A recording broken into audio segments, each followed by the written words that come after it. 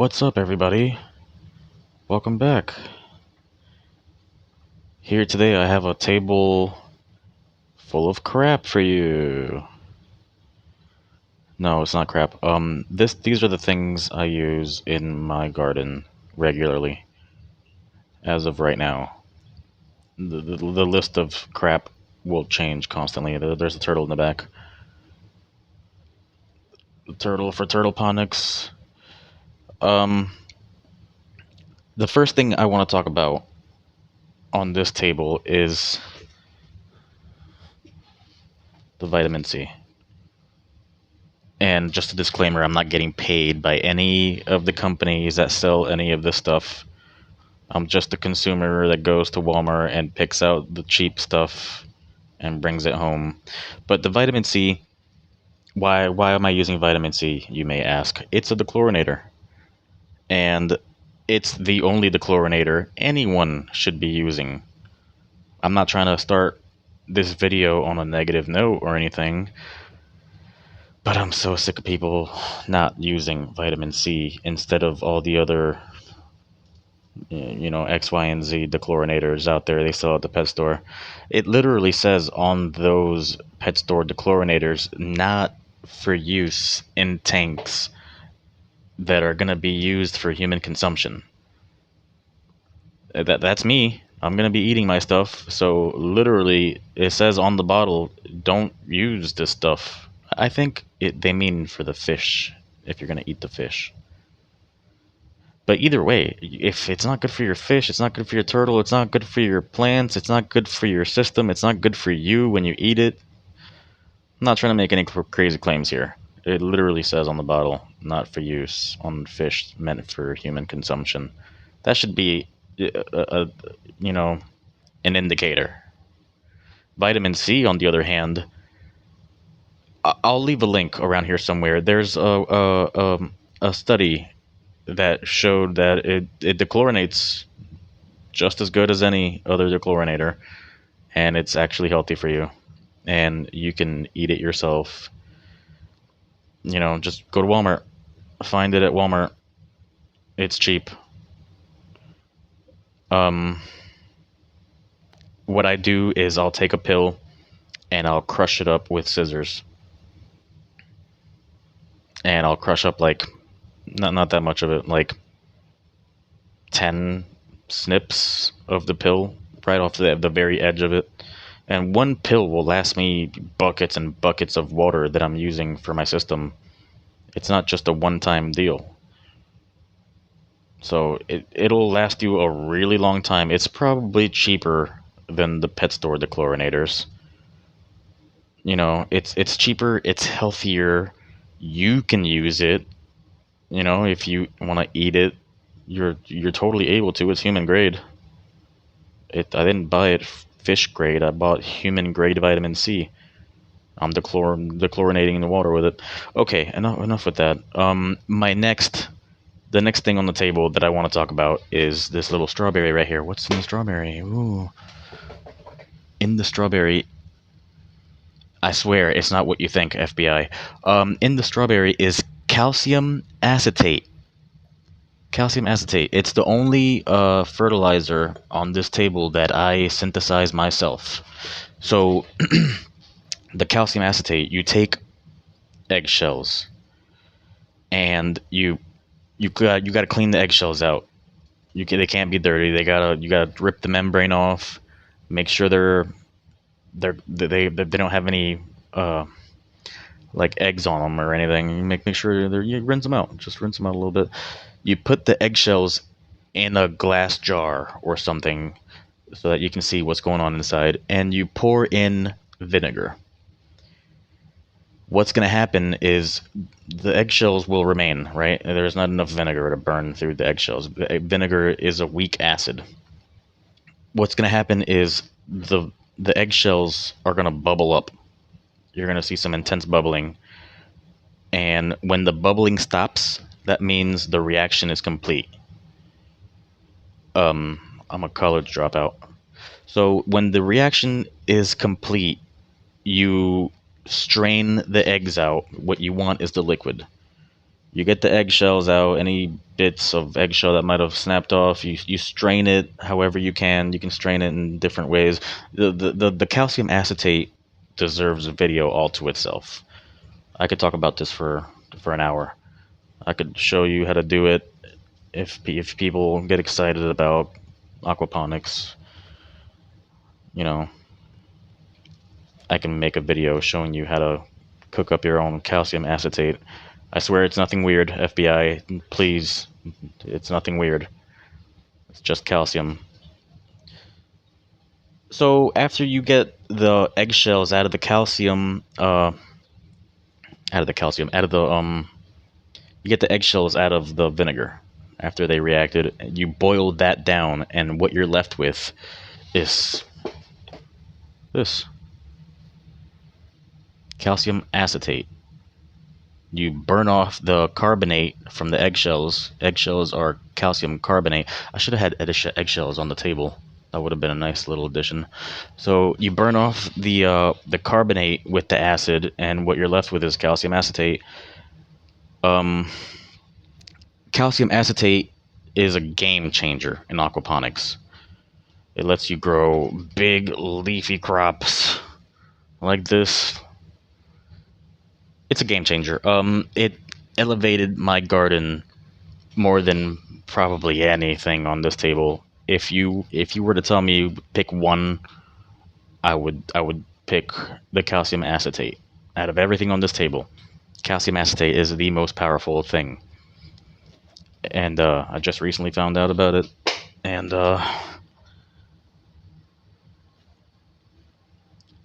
it's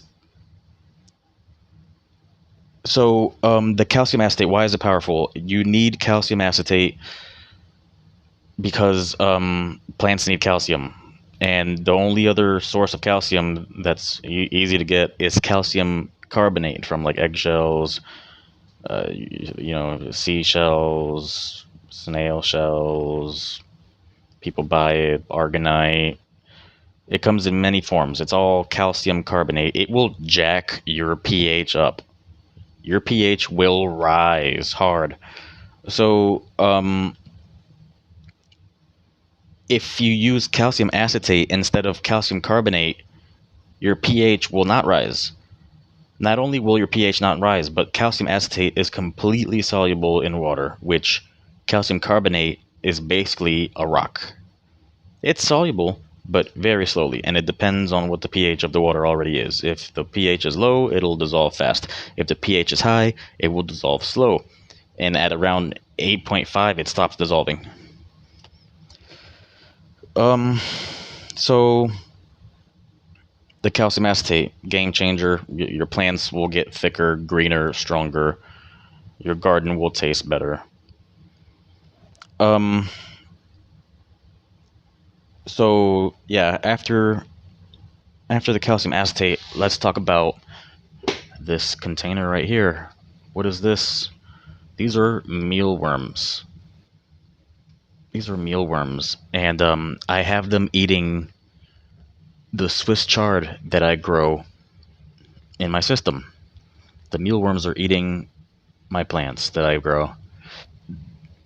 And since I started feeding them my plants, their population exploded. And I did a little bit of research on what exactly mealworms are made of, and they're mostly phosphorus. So being able to breed mealworms like this gives me a source of phosphorus for my garden. It's a loop. You feed the garden to the mealworms, and then you feed the mealworms to your turtle, which craps it out and feeds the garden, basically. It's a big loop. These are all big loops. So the mealworms, it's insanely useful, valuable. They eat my Swiss chard and they eat oats that I have in the freezer. They're just sitting in the freezer. You could also strain the worms out and take the frass. Frass is what they leave behind. Basically, it's like a powder. like their poop. And you can feed the frass back to your garden too. So there's many things you can get from the mealworm loop. I'm trying to get the turtle in the shot with all the stuff on the table. Alright, so basically next on the list over there is Reptomin. And I only included it because it's got iron in it. And that's my source of iron.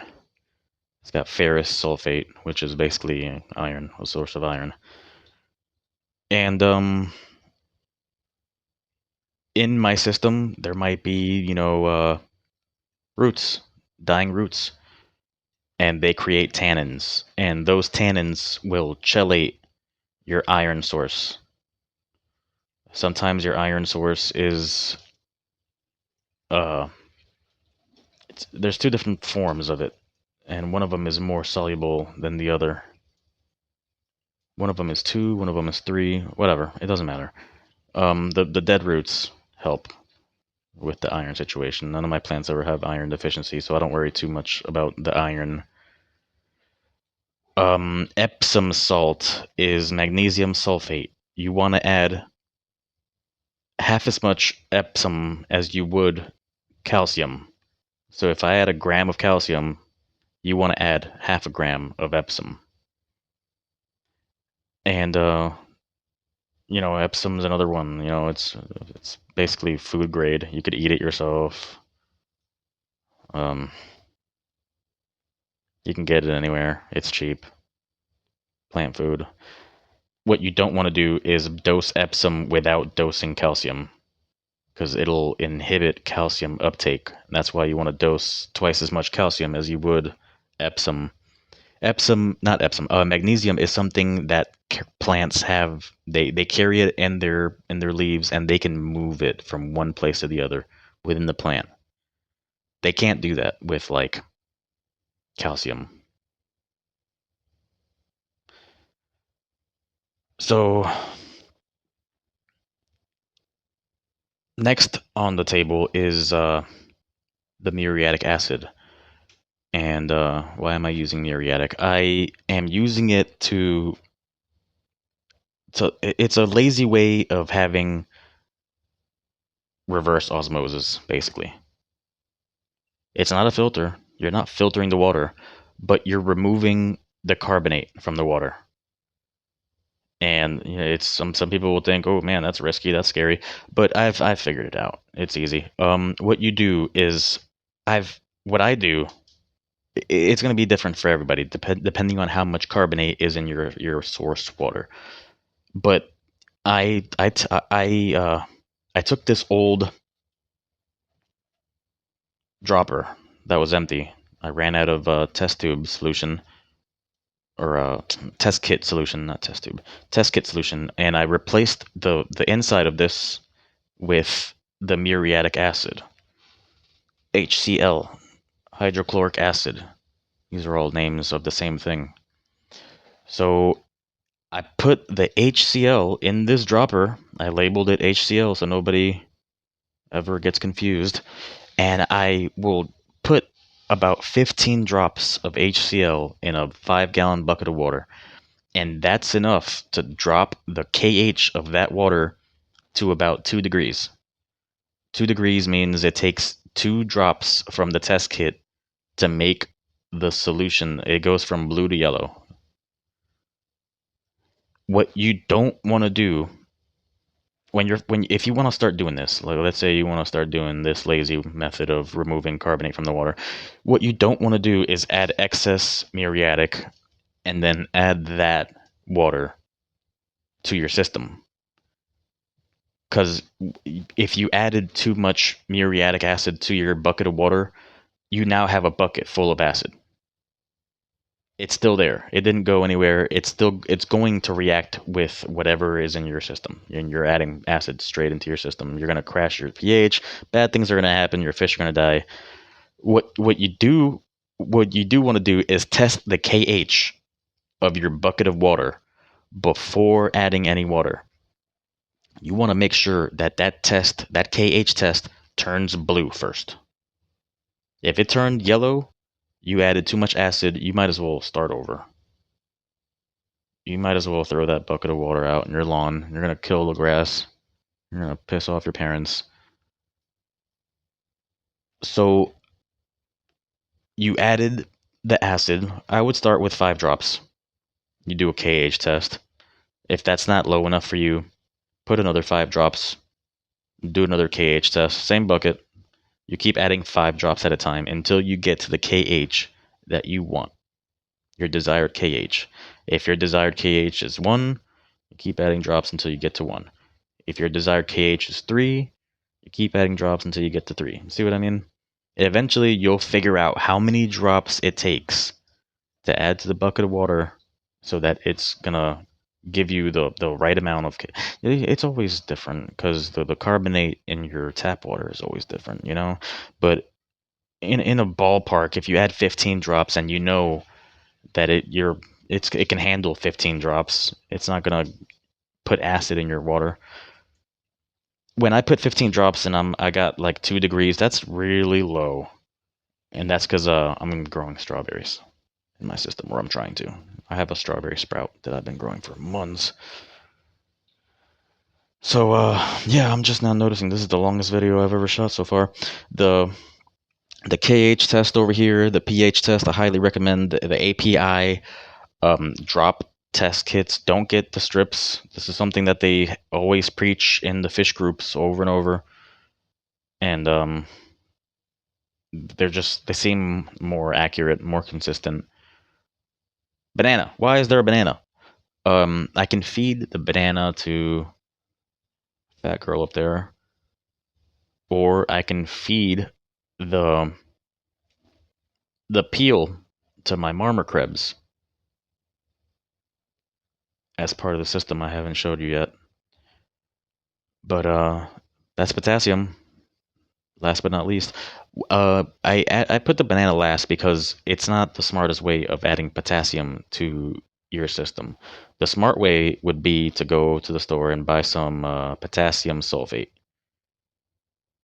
just like magnesium sulfate up there. Sulfate seems to be the safer chemical to add in excess like this. And the turtle food has ferrous sulfate too, and it's just sulfate overload, overdose. The plants don't care; they like it, they need it.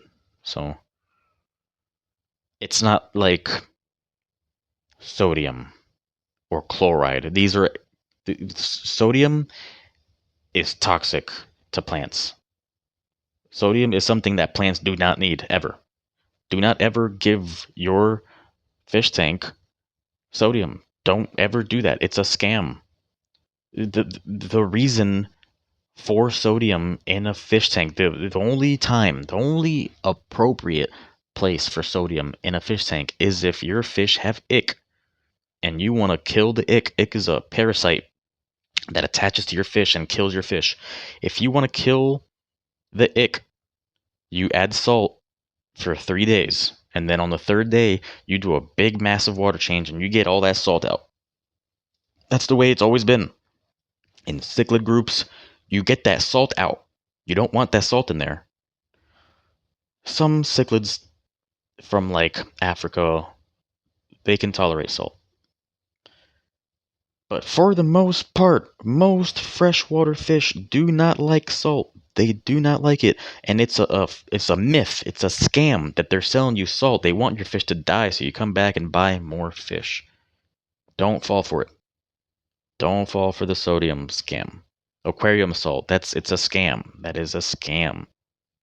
Total scam. There is no evidence that freshwater fish need sodium. The chloride will kill them too. If you add enough, it'll kill plants. It burns them. It's just not something that's plant food. So that's my rant. I'll go into depth on my turtle tank in another video. But that's my pink belly side neck. And these are the things that I use. That was that video. that was all I had to say, I guess. Like and subscribe. Thank you for watching, guys. Peace.